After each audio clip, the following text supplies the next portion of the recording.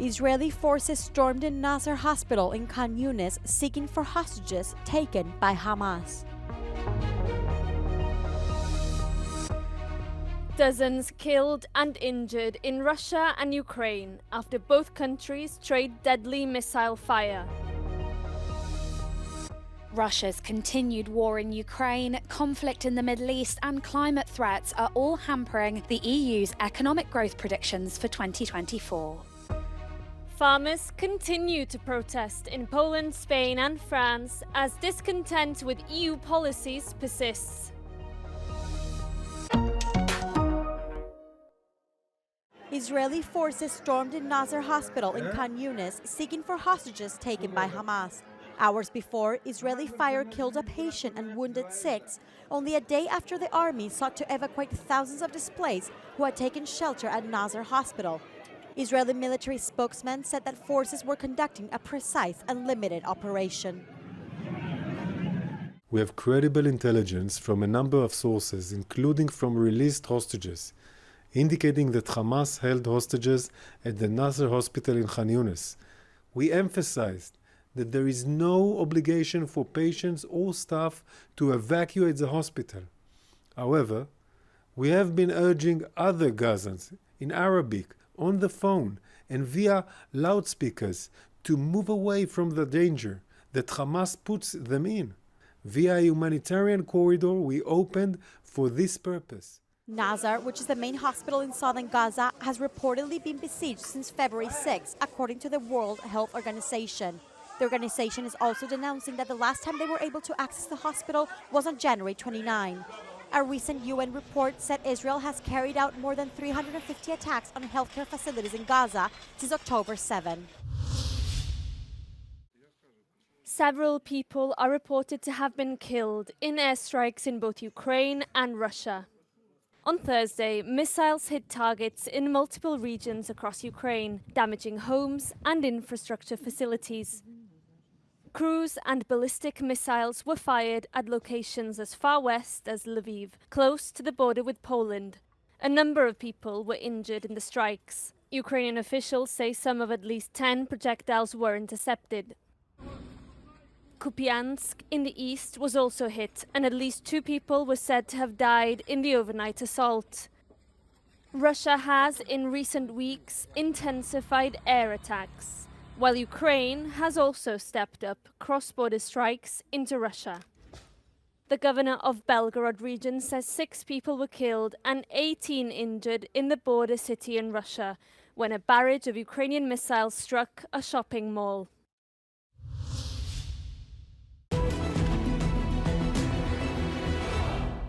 Russian authorities may be generating enough new forces to sustain losses caused by the current tempo of their offensive operations in Ukraine through 2025, says the Institute for the Study of War.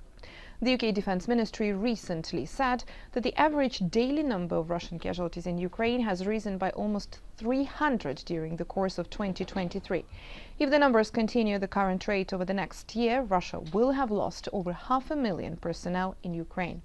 In early December, it reported that the assaults on Avdiivka have resulted in 90% increase in Russian casualties. Ukraine said on Thursday it was withdrawing troops from some parts of the eastern town of Avdiivka to better position after a month of heavy fighting. Ukraine's 3rd Assault Brigade, considered to be one of Ukraine's largest and best equipped, confirmed that it was urgently redeployed to Avdiivka, adding that the situation in the area is, quote, hell and extremely critical. The Institute for the Study of War says that there are no confirmed changes to the front line in this area, although Russian forces reportedly advanced in the south and north of Avdiivka.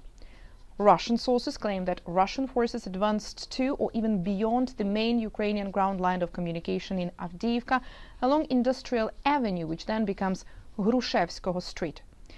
Ukrainian military sources say that the supply and evacuation of Avdiivka has become challenging, but alternative logistics routes prepared in advance have been activated. The Greek parliament on Thursday approved the legislation of same-sex civil marriage. Polls show that the majority of Greeks were in favor of the bill drawn up by the center-right government and supported by 4 left-wing parties. The Greek Orthodox Church was against it. Κύριε Πρόεδρε, η σημερινή μέρα είναι μέρα χαράς, γιατί από αύριο ένας φραγμός ακόμα μεταξύ μας καταργείται για να γίνει γέφυρα συνύπαρξης σε μια ελεύθερη πολιτεία με ελεύθερους πολίτες. The bill grants full parental rights on married same-sex partners with children. Yet it precludes gay couples from parenthood through surrogate mothers in Greece. The issue has divided Greeks. LGBTQI+ organizations have led the marches in support of the bill.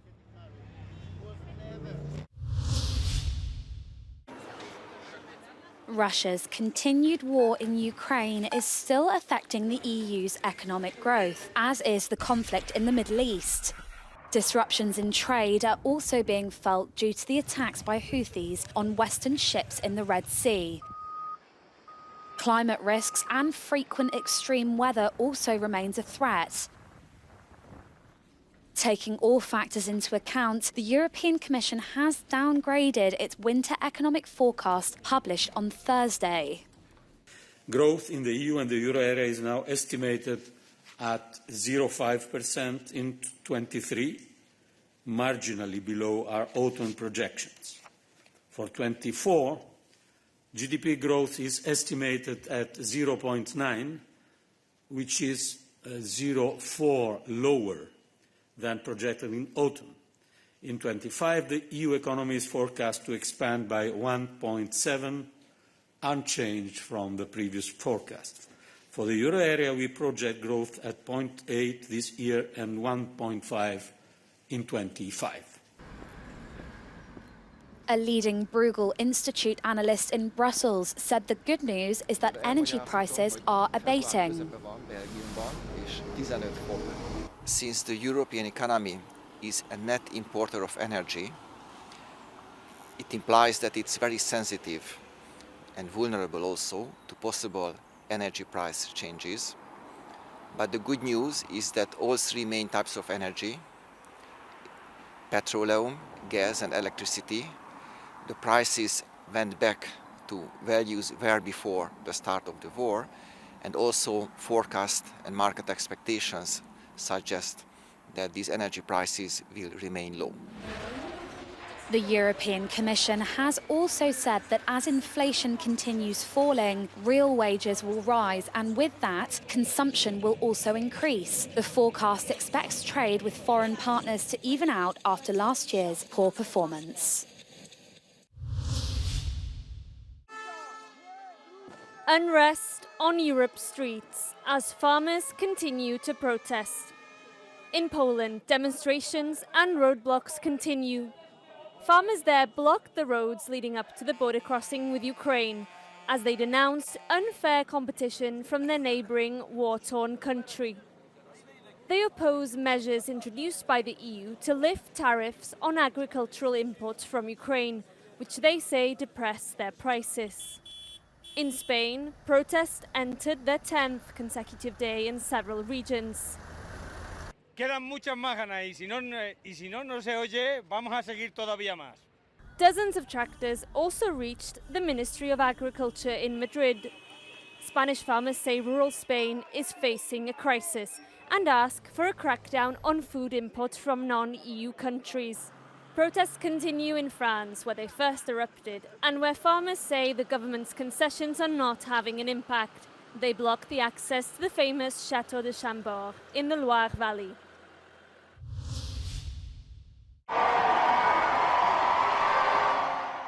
It was supposed to be a celebration for the Kansas City Chiefs Super Bowl winners, but a shooting turned it into a tragedy.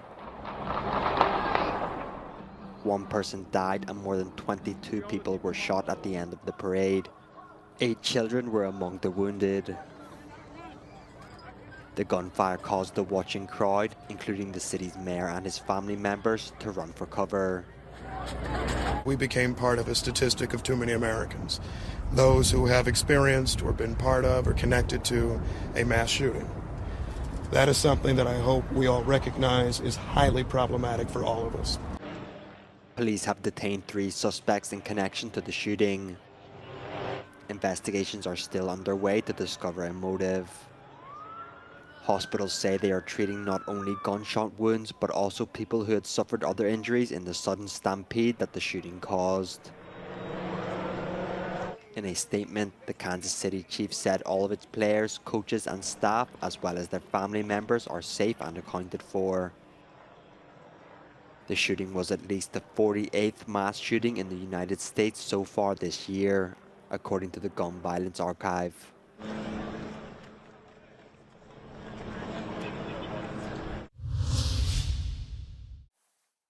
A Russian citizen in Sweden is facing deportation back to Russia, where he will be forced to fight in the war against Ukraine.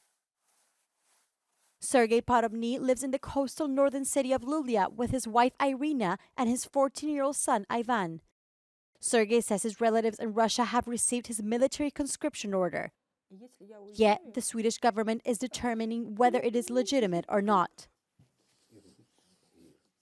As Ukrainian citizens, Sergei's wife and son are allowed to stay in Sweden. Norwegian far-right extremist Anders Behring Breivik on Thursday lost his second attempt to sue the state for allegedly breaching his human rights whilst in prison. Breivik killed 77 people in a bombing and shooting rampage in 2011. Since his 2012 sentencing, he has been in isolation in a two-story complex with an Xbox, pets and a gym where he claims to be subjected to inhumane punishment. Breivik is serving 21 years detention, which could extend indefinitely if he is still considered dangerous by the authorities.